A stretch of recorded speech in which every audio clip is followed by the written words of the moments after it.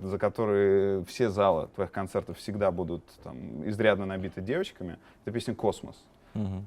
Когда ты писал ее, это было обращение к конкретному человеку? Нет, совокупность. Просто собирательный образ Мгм. женщины, в принципе. Как это происходило? Ты можешь перенеститься в то время, когда ты писал? Сколько это заняло? Как? Я услышал, короче, у Васи был бит, это я на газе только начинал тусить немного, это был старый газ, и у Васи был бит, где он нарезал даже чарушу, получается, сэмпл вот этот, ну, там был просто лупчик, драм, ну и сэмпл. Мне понравилось, я взял за сутки, там, ну, там за день и за ночь я, короче, написал 2 куплета, принес Васе, просто зачитал, такая хуйня, я говорю, пиздец, мне нравится, вот, блядь, послушай.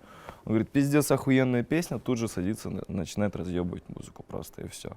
Чем вдохновился? Вдохновился, опять же, той же Дашей Чарушей, как голосом, так и ей в клипе «17», по-моему, называется.